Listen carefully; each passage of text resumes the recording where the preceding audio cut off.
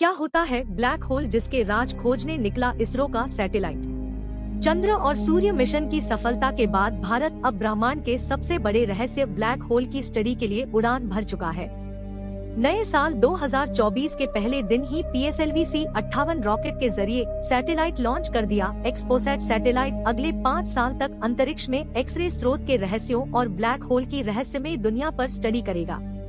X ray polarimetry mission Bharat का पहला और दुनिया का दूसरा मिशन है। एक्सपोसैट सैटेलाइट का मकसद। एक्सपोसैट का मतलब है एक्सरे पोलरिमेट्री सैटेलाइट। इसे PSLV-C-58 रॉकेट की मदद से 650 किलोमीटर ऊपर पृथ्वी की निचली कक्षा लो अर्थ ऑर्बिट में स्थापित कर दिया गया है। पृथ्वी की निचली कक्षा वह स्थान होता है जहां धरती का अंत होता है और अंतरिक्ष की शुरुआत होती है। यहां से हमारी अंतरिक्ष यात्रा की शुरुआत होती है।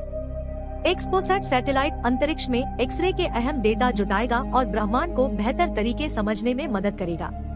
एक्सरे वह अद्भुत तरंगे होती है जो ब्रह्मांडीय स्रोतों से आती है।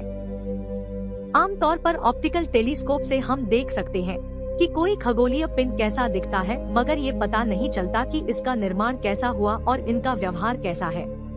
इसीलिए साइंटिस्ट यहाँ से आने वाली तरंगों के रूप एक्सरे से जानकारी इकट्ठा करते हैं। एक्सरे पर रिसर्च से हमें ब्रह्मांड में हो रही रचनाओं और घटनाओं को समझने में मदद मिलेगी, जैसे कि तारों का विस्फोट होना, ब्लैक होल का बनना आदि। क्या होता है ब्लैक होल?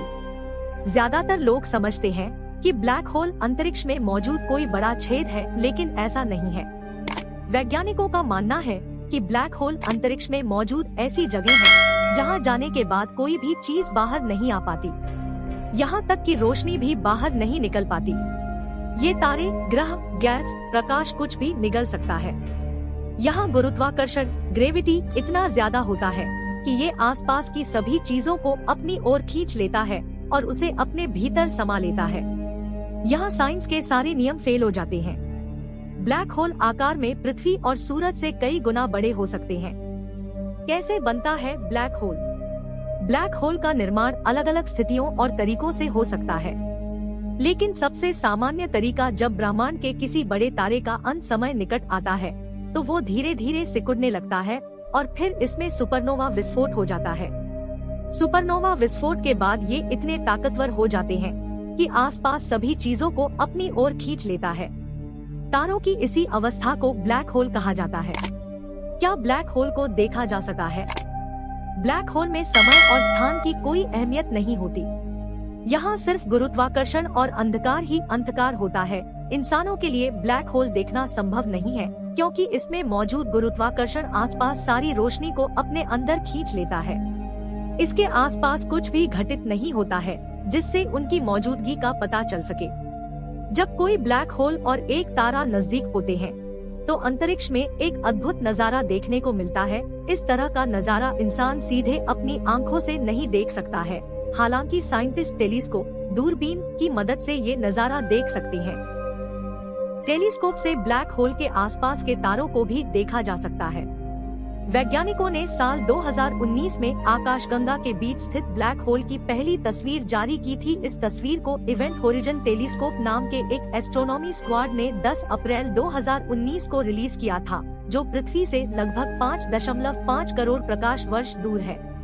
यह तस्वीर किसी आग के गोले या चक्र की तरह दिखती है। मेसियर 87 नाम का ये पहला ब्लैक होल हमारे सूरज से 6.5 बिलियन गुना से 1000 गुना ज्यादा बड़ा था। ये इतना बड़ा आंकड़ा है, आम इंसान के लिए गणितीय अंक में लिखना संभव नहीं है। 1.5 करोड़ मील लंबे चौड़े और 40 लाख सूर्यों से बराबर भारी इस ब्लैक होल की तस्वीर को देखने योग्य बनाने में वैज्ञानिकों को 2 साल का समय लग गया था। क्या ब्लैक होल भी एक दिन मर जाता है? कहते हैं जो हर इंसान और चीज का एक दिन अंत निश्चित है, ऐसे ही ब्लैक होल का भी एक दिन अंत हो जाता है। हालांकि कोई ब्लैक होल कितने समय तक जीवित रहता है यह कहा नहीं जा सकता है।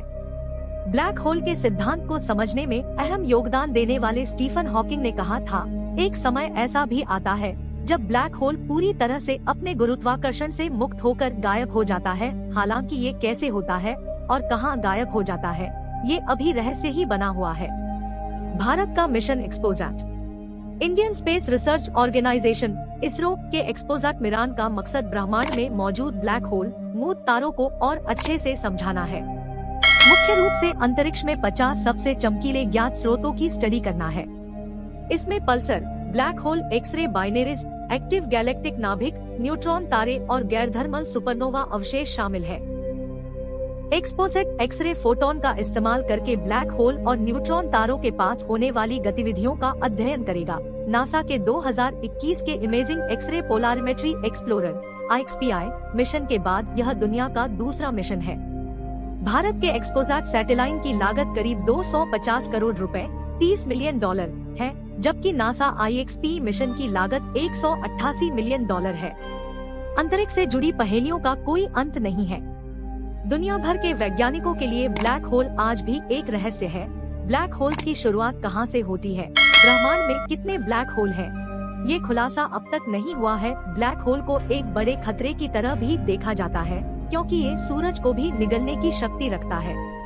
मैं उम्मीद करती हूँ कि आपको यह वीडियो जरूर पसंद आया होगा। अगर पसंद आया है तो इसे अपने दोस्तों और रिश्तेदारों के साथ जरूर शेयर कीजिएगा। जय हिंद, जय भारत, सुखी रहे, स्वस्थ रहे।